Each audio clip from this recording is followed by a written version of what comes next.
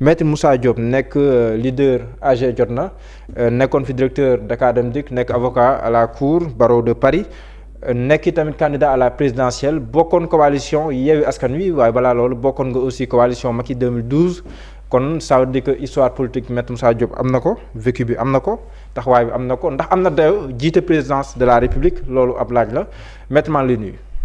maa ngi lay fay Diallo di nuyu sénégalais yëpp. yi dund Sénégal mais ñu nekk aussi bitim réew la diaspora fàttewuma kenn di nuyu waa ànd gor yi la coalition ànd gor yi la majorité silencieuse et di nuyu vraiment tous les Sénégalais yi nga xam ni qui sont épris de paix parce que jàmm moo gën loo gis ci àdduna donc képp kuy nitu jàmm maa ngi lay nuyu di la fay di la remercier aussi waa Seneweb ci dalal bi ngeen ma dalal tey ci tolluwaay. jërëjëf Maître Moussa Diop waxi jàmm moom la ñuy wax mais jàmm dañ koy faral di wax day lalu si dëgg. te ñun bu ñuy xool dëgg si république yi nga xam te ni moom la ñuy dund dëgg bi ñu ngi koy xool si loi. te bu ñuy xool loi dañuy wax wàllum justice. te tamit loolu yëpp boo ko xoolee fu mu toll nii moom moo nekk au goût du jour fii nii Sénégal. démb procès Ousmane Sonko Adji Sarr ñu ubbi ko démb dàq ko ba talaata bi di ñëw mais balaa ñuy dugg si mbir moomu la Ousmane Sonko demul wuy ji dégg nga ay avocat am li ñuy wax ay raison mais moom il parle de désobéissance civile nan nga jàngatee la posture de Ousmane Sonko bii ne du wuyu ji. bon je pense que il est préférable ma wax ci li war a am lu loi wax ci buñ la wooyee mais posture am je n'en sais rien du tout parce que nous sommes même pas du même camp politique dafa yore parti am ma yore sama parti mu yore coalition ma yore sama coalition donc mënuma ñëw di def ay analyse ci biir loo nga xam ne mooy seen stratégie. kooku ci say secret am la mais en tant qu'homme de droit lu ma ciy wax rek mooy képp koo xam ne en tant que citoyen aussi parce que quand on est citoyen un devoir boo xam ne am nga ko devoir civique bu ñu la wooyee ci yoon da nga war a dem wuy ji loolu moom je pense que cette position là je l'ai toujours eu bi yàgg na déggoon naa ci lu bëri mais yàlla def na j'ai fini par avoir raison sur cette position là ku ñu woo da nga war a dem wuy ji étoffer sa défense ànd ak say avocat l'audience étant publique nga wax li ngay wax te defe naa ni chaque fois qu'il y a un doute dans un dossier au tribunal surtout au pénal ku muy profiter mooy ki nga xam ne moom la ñu jiiñ dara le prévenu ou l'accusé et dans cette affaire là nag dafa différer ak affaire bu njëkk bi mooy bu passé woon ci affaire diffamation oui xam nga diffamation délit la te au pénal en matière délictuelle su la neexee comparer su la neexee doo comparer c'est correctionnel quoi. c'est correctionnel mën nga bañ a comparer boo comparer du di jël benn jugement par défaut. oui voilà c'est réputé contradictoire nga def appel. mais en matière criminelle mooy lu la jiiñ suñu nee crime la sa comparution c'est obligatoire je dis bien c'est obligatoire. moo tax balaa jour bi nga xam ne mooy précéder audience bi da nga war a ñëw. au greffe indi say garantie de représentation. oui mooy lan. pour mën a comparaître libre. nga teg ay documents wala teg ay arguments yu wane ne yow audience pendant audience bi yëpp di nga ko fekkee te doo ci absenté. oui sauf circonstances exceptionnelles. oui loolu da ngay comparer lii bés bu nekk bi audience bi di jeex bu fekkee loolu defoo ko. ñaari situation moo mën a am. oui benn bi mooy une ordonnance de prise de corps. te loolu je pense que ñaanuñu yàlla mu am fa ci dans une affaire boo xam ne qui concerne aussi un grand leader de l'opposition sénégalaise muy Ousmane Sonko. ñaanuma ko yàlla parce que sama position bu ma la waxoon léegi mooy képp ku ñëwoo da nga war a wuy ji. te ordonnance de prise de corps boobu bu ñu ko defee di nga koy jëli indi ko muy comparaître entravé mooy di fanaani à la maison d'arrêt di audience di dem le matin aux audiences yi ñu kii te loolu moom ñaan ma ko yàlla. léegi balaa ngay dem si beneen bi kon ça veut dire quoi ça veut dire que mardi prochain si Ousmane Sonko se présente kenn du ko mënati et que bu ñu renvoyé waatee par exemple bu nekkee dañuy ñëwaat le lendemain këram lay fanaani ñëwaat du dem kaso ñëwaat. xam nga loolu ci chambre bi moo koy décider. mooy décider au vu des garanties yu ñu ko tegal. ok d'accord ak lépp lu entouré procès bi ak environnement judiciaire bi. ok ñoom mooy décider si oui ou non mën nañ ko bàyyi mu dem këram. ñëwaat di dellu du ñëw tous les jours ce qui est possible oui. voilà parce que problème parce que tamit am na loo xam ni am na ko loo xam ni kenn mësu ko am fii mooy loo xam ne ñu jiiñ le viol nga nekk sous contrôle judiciaire donc lépp tout est possible dans cet environnement là te defe naa ne loolu sax te yàqul dara woon si dossier bi ba léegi ça a permis quand même pays bi ak environnement bi yëpp ñu mën a kii deuxième possibilité bi mooy bu ñu la convoqué ñëw joxuñu la aussi ordonnance de prise de corps. oui mooy ni ñu ko dem jëli. oui gisuñu la mënuñu la jël dina lay defal contumace. contumace oui. et quelle te conséquence contumace mooy ñu juger la parce que nekkoo fi. oui c'est très grave c'est très très très grave parce que boo ñëwee sax ñu entravé la yóbbu la ci audience. ñu defal la juge décision boo xam ne arrangé wu la. mën nga def appel. oui et say avocats dinañ mën a wax aussi. daañu mën a wax. oui mais contumace say avocats n'ont pas droit à la parole. non pas nekkoo fi parce que droit pénal kenn du la représenter. da lay assister donc soo fa nekkul duñu la assister. dinaa dégg borom xam-xam yi di ko wax. partie adverse bi la partie civile mooy wax. procureur de la République nga xam ni dans cette affaire là xam nañu fu taxawaayam. mooy ñëw encore chargé. donc bu fekkee jël nañu décision boo xam ne arrangé wu la yow nga xam ne dina la accuser et tu es présumé innocent jusqu'au moment boobu doo mën a def appel parce que pour def appel il faut nga ñëw constituer wu prisonnier il faut nga ñëw physiquement ce que tu n'as refusé de faire. maanaam yow nga ñëw sa coobare bopp nga ne pare naa pour tëj ma kaso. en quelque sorte. oui pour mën a def appel. pour que appel bi nekk recevable. oui suñ la gisul ñëwoo. appel bi est recevable te boobaa décision fa lay jaar nekk loo xam ne c'est une décision définitive autorité de la chose jugée te loolu bu amee oui jaratul sax ñuy wax pourvoi en cassation dans l'affaire de Prodac dootu mënati nekk candidat parce que L29 dafa nekk ku voilà man daal bu doon sama sago daal ma mën a jot Ousmane naa ko ne ñëwal ak sa armada yëpp tu as des arguments pour faire douter les magistrats pour ñu mën la ngay wax fi doute mais pour lan ngay wax fi doute mais nekkul xam nga dossier bi dafa am ñaari boor. waaw dossier bi nekkul à sens unique. oui dafa am kuy accusé. indi ay éléments. waaw dafa am koo xam ne diñ ko. kuy refusé waaw. diñ ko accusé. waaw am na ay éléments. buñ ko tegee ci table bi ak aussi audition yi. mais moom yëpp xam nga kayit lu ñuy wax. s'il est innocent il peut apporter les preuves de son innocence. c'est ce que je dis. mais yow dut nga wax. mais ñaar nit bu ñu waxee am na kuy déglu. c'est la chambre criminelle ce sont les magistrats. oui bu fekkee kii wax na lii kii wax lii. ba mu indi tey xel. mais je pense que le doute ne peut profiter qu'à l'accusé. te loolu mais mën na bañ a nekk sax doute ça peut être clair par exemple. ça peut être clair mën na leer d'une part comme de l'autre mu leer. dëgg la. oui mais dans cette affaire aussi vous avez vu am na benn affaire bu passé woon temps yële avec. monsieur Sitor Ndour. oui.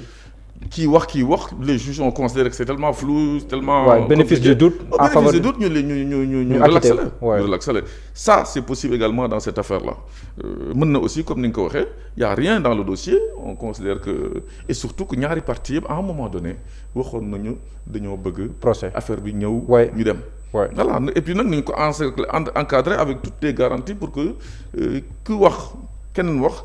ñu mën ko permettre mu expliquer wu les avocats parlent mais sans la présence de la personne poursuivie. ces avocats ne prendront pas la parole. d'accord mais maître yow yaa ngeen numéro Ousmane Sonko ba tey. maa ngi koy roy. lu tax woowoo ko laajee ko biir. Ousmane sama petit frère je pense que bu fekkee rek ne dëgg rek la. ñoo mujj waxtu jour bu ñu mujj échanger au téléphone c'est moi qui l'ai appelé. oui.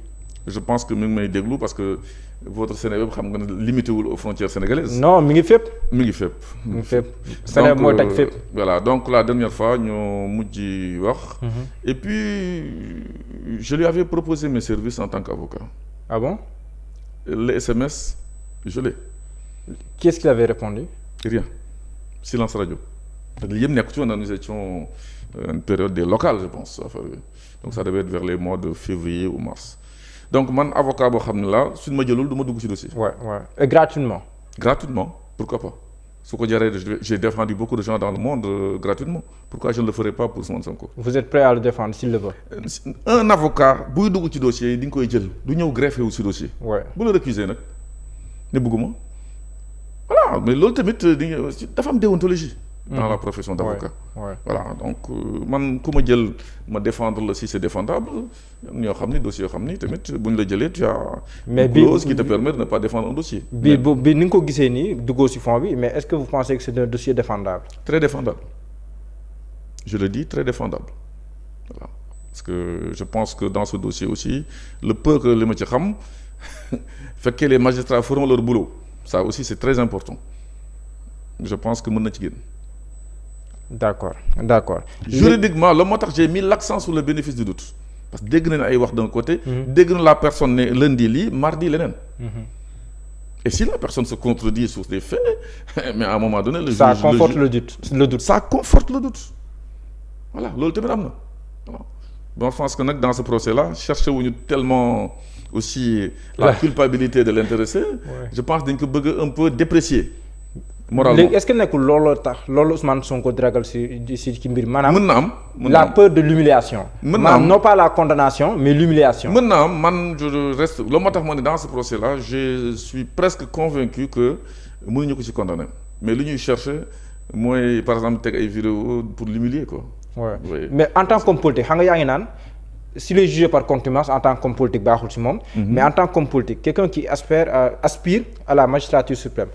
Est-ce que jàpp nga ne aussi pour son image. Oui. Pour sa réputation. Est-ce que il serait bien pour lui de venir au tribunal d'encaisser les propos de Adji Sarr et de son avocat Maître El Hadji Diouf bi nga xam ne xam nañ ko on connaît comment il est. xam nga bu ñu nekkee ci logique. Parce que le droit du affaire lu ma neex. Le droit c'est ce qui doit être. C'est pas ce qui est. su ñu nee nit ku nekk bu ñu ko woowee tribunal dafa dem wuy ji. Mais je pense que surtout booy aspirer à la magistrature suprême nekk le gardien des institutions du bon fonctionnement des institutions dans ce pays. mu nekk président de la République. te mën na ko nekk.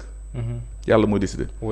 Mais boo fa toogee bëggoo di toog di xool ñuy convoquer ay citoyens fu ñu mënti toll lu ñu mënti am lu ñu mën a sant. ñuy naan du ñu dem tribunal. Donc yow boo fekkee ne yaa ngi aspirer à ça il faut pas donner le mauvais exemple.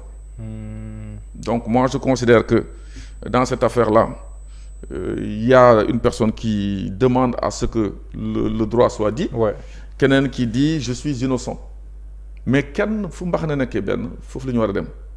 lii bu ñu ko bàyyee mu jàll ça signifie que quiconque bu ñu woowee tribunal mën nga ne doo dem. Ça fait jurisprudence. Et baaxul sax ci fonctionnement d'un état de droit ak fu ñu jëm. Même si aujourd'hui la République sénégalaise quelquefois am na ñoo xam ne bu ñu nekkee au pouvoir ils ont tendance à vouloir di ko ñaanal ñu condamné ko. Ouais, c'est comme l'histoire de la diffamation. Topp nañ fi di naan 6 mois te loi bi waxul 6 mois. Je parle du code de procédure pénale et du code pénal. boobu dinañ si ñëwaat mais maître bu weesoo loolu yi tamit bu ñu dégloo dem les avocats d'Ousmane Sonko day mel ni ñoom écarté wuñu carrément que Ousmane Sonko vienne ñoom dañuy naan Ousmane Sonko sax ñoom il n'y a pas de raison qu'il ne vienne pas mardi prochain bu nekkee ne garantir nañ ko ay conditions yoo xam ne dina mën a ñëw. d'un procès équitable. d'un procès équitable et qu'il puisse venir paisiblement parce que waruñu toj otoom waruñu koo gazer et tout yooyu noonu tam loolu la ñuy ragal est-ce que tam jàpp ne loolu cette crainte-là elle est légitime. Vous savez dafa fekk yoo xam ne moom laa doon wax entre ce qui est et ce qui doit être. Oui. C'est vrai dañoo miinal Sénégalais yi tamit quelque chose boo xam ni c'est pas la peine. Dans une affaire entre deux personnes c'est pas l'État qui te poursuit. Il y a une affaire entre yow ak une autre personne. Je pense que bu ñu la woowee tribunal y a pas besoin nga jël tout le gangoor là. Arrêtez regarde ce qui se passe. Parce que instruction bi dafa noonu bu ma kenn topp. Il avait dit ça durant toute l'instruction il avait dit ça. Vous savez. da nga bëgg mu defaat la même chose. am na li nga dégg mais ñun tamit am na li ñu dégg. Voilà, je pense que le 29 mars si je me trompe pas il y avait une audience du 30 mars. Oui. On avait appelé à tout le monde à sortir. J'en avais parlé. Et ce jour-là, je pense que j'étais votre invité sur Sénéweb. Oui, Mbecte Corps. J'avais fait non, attention. Oui. Donc, côté boo waxee ni l'intéressé nee na bu mu kenn kii je vais vous apporter l'élément clair. léegi yow loo koy conseillé que mu bañ a woote mu ñëw paisiblement. mu ñëw parce que tamit magistrat il faut pas les plus provoquer. ay nit lu ñu certes derrière la robe. mais ay nit lañu. nga ñëw conformément aux citoyens. C'est pas le président d'un parti la ñu convoqué. C'est pas le président fait une coalition ñu convoqué dañu convoqué un citoyen bu beneen citoyenne accusé de quelque chose man mën naa wax ne dans ce dossier là mën na ci génn moi je le sais. D'accord. mais dem et puis éviter aussi tout ce qui est autour de l'affaire dans la presse dans les directs live yi ñuy def. wàññi wax ji bëri. Parce que wax di nga wax bi déraper sur certaines choses. comment war a wàññi wax ju bëri ji. kilifa du bëri wax. Ousmane Sonko dafa booy wax day utile. am na ñu nekk ci wetam. na leen bàyyi mënul nekk gardien de but. oui. défenseur milieu de terrain. latéral ak. na bàyyi waa parti mu wax moom mu. dribble ñëpp mu wàññi nee na day marqué but bi. il faut laisser aux autres parler. Ouais. Dans l'histoire de Prodac bu fekkoon keneen a ko wax. du mujj moom fi il serait déjà sauf. Ouais. mais boo bëggee wax lu nekk à un moment donné di nga déraper. d'accord ça s'appelle un accident de la langue. Voilà loolu tamit war nañ ko bàyyi xel ci ñi nga xam ni surtout si réew mi nga xam ni moindre erreur ñu ngi chercher pour que tu sois inéligible. mais maître ma laaj la benn laaj boo xam mën na am sax am na ku la ko wax mën na am laay wax looy tontu ñuy jàpp ne yéen surtout yow maître maanaam nanguloo leen Ousmane Sonko li nga xam ne ni moom la am si wàllum politique mën na am sax benn xeetu bëgguma wax jalousie mais maanaam daal dafa mel ni nanguloo leen ko yenn saa yi seen i position am ñu leen di wax loolu na si tontu. je n'en sais rien ceux qui disent dañoo jaloux wala jaloux wu ñu am na loo xam ne nit ki bu ko yàlla mayee mënoo ci dara. bu ko yàlla mayee mënoo ci dara. y a beaucoup de monde derrière lui ça quand même bi ñuy teg ni seen bët d'ailleurs bu doon loolu coow li da am. bu fekkee s'il y a des jaloux qui sont contre ça man je n'en fais pas partie l'essentiel mooy man je suis sur ce qui doit être. samay waxu démb. ça fait 23 ans que je suis sur la scène politique.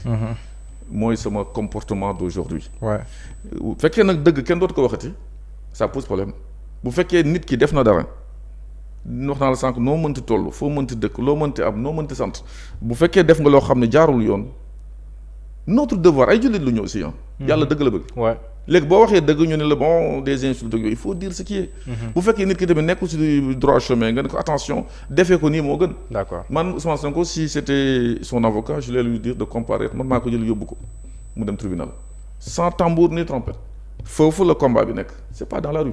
d'accord léegi maître sànq diffamation bi yaa ngi ko doon junj nga ne ñu ngi wax 6 mois mais dans le code pénal ou je sais pas amul 6 mois loo bëgg a wax foofu.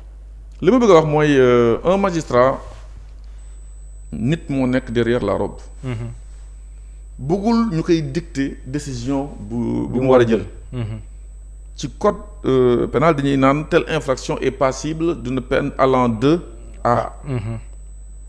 te loolu bind nañu ci 6 mois bi ci affaire diffamation 6 mois yi mi ngi nekk ci code électoral. ñii nga xam ne ñu ngi ci côté nguur bi bëggoon appliquer code électoral.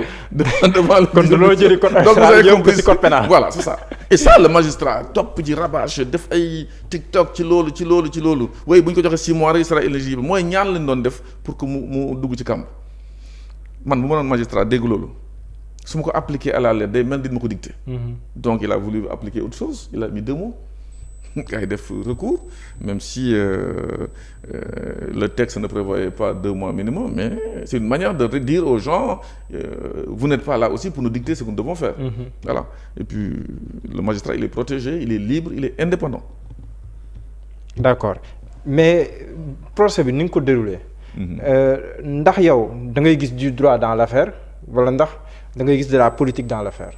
Vous parlez de... Non, procès Prodac. Non, c'est de n'importe quoi. Man, je le dis comme je le pense en tant que juriste. Je ne parle pas de politique. Oui.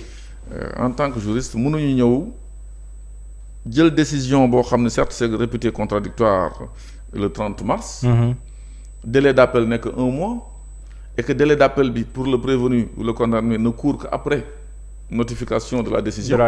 Oui. Notifié Gunko, le délai d'appel n'a pas couru à son encontre. Il y a eu audience à faire le 17 avril. Ouais. C'est du jamais vu. Il y a un agenda donc pour rendre quelqu'un inéligible. C'est le problème. Voilà. Finalement, inéligibilité est devenue aujourd'hui une denrée très rare. Est-ce que Ousmane Sonko raison quand il dit qu'il n'a pas confiance en cette justice? Est-ce que de quoi raison? La justice, quelque part dans ce pays, tout est mauvais. Vous voyez que tout est mauvais dans ce pays-là, nous sommes entourés par d'autres pays. Dafa am yoo xam ne dafa sooxe kumba am ndey kumba amul ndey daf fi am na fi y a des dossiers yoo xam ni depuis 3 ans def nañ ci appel au pénal mais bi léegi kenn audiencé wu ko pour qu'en 17 jours on peut audiencer l'affaire ba ñu ko mujj renvoyer je pense au 8 mai. Donc toutes ces raisons-là font que quelque part ñi nga xam ne ce sont des hommes politiques dañuy considérer que am na li leen di ay kàmb yu leen bëgg gasal et puis il y a un agenda devant que lépp pare avant que février 2024 ñëw où on considère que le président de la République va le présenter et se cherche des gens qui vont face à face. D'accord. Donc c'est normal que les gens craignent un peu que la justice soit instrumentalisée. Loolu nañ si ñëwaat léegi dafa am coow bu jib diggante Ousmane Sonko ak Barthélémy Dias